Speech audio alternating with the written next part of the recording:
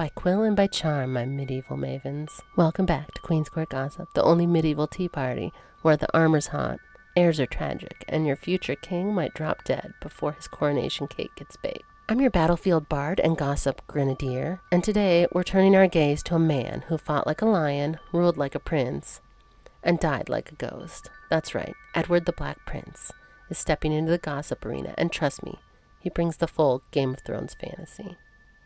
Get your gauntlets on. Edward of Woodstock was born in 1330, the eldest son of King Edward III and Philippa of Hainault.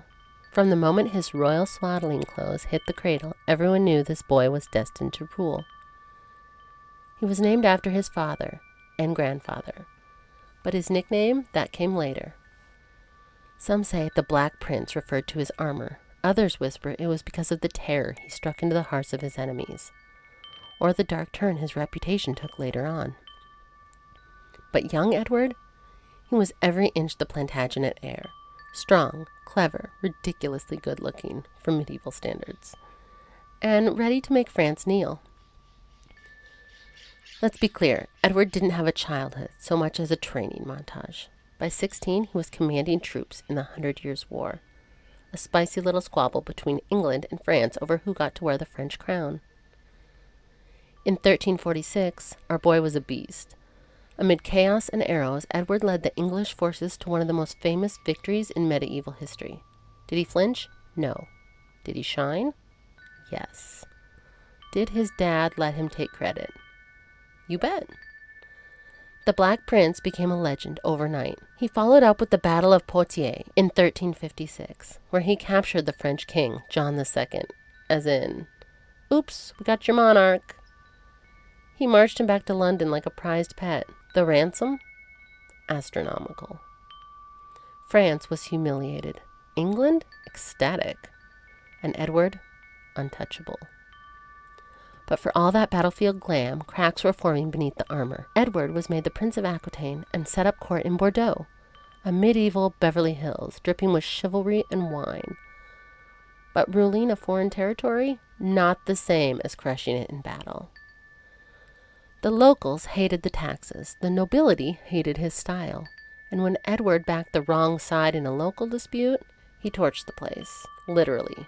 Entire villages burned, civilians killed. The massacre in 1370 was the kind of PR disaster that haunts your legacy. And this is where things get morbid. Because while Edward's trying to hold France by the throat, something was holding him from the inside. Edward the Black Prince went from fire-breathing war god to shadow of himself. By his late 30s, he was thin, weak, in constant pain. He struggled to ride, walk, or even stand for long periods. What was that about? Theories abound. Dysentery? Kidney failure? Tuberculosis? Some say it was even the Black Death in slow motion. Whatever it was, Edward limped back to England in 1371, a hero, now ghost-like. In 1376, Edward the Black Prince died, at the age of just 45, still just a prince. He left behind a son, Richard of Bordeaux, later King Richard II, who was only 9. And that sent off a ticking time bomb in the Plantagenet dynasty. But back to Edward. Was he mourned? Absolutely. He was buried in Canterbury Cathedral, in full black armor, beneath an epitaph calling him the flower of kings past. Very poetic, very extra, very him. But the whispers didn't stop. Some said Edward was cursed, that the blood spilled at the massacre came back to haunt him. Others claimed he was poisoned by rivals who feared his power, even as he faded. And yes, of course, there's the theory that he wasn't the Golden Prince everyone thought.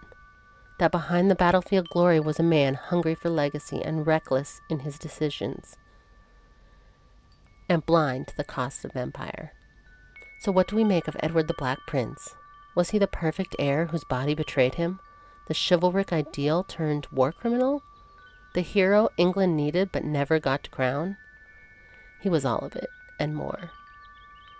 Edward burned bright, so bright he lit the path for a dynasty, but in the end he left behind an empty throne and a war that raged on without him. He's remembered not for what he was, but for what he could have been. Was Edward the Black Prince England's greatest king that never was?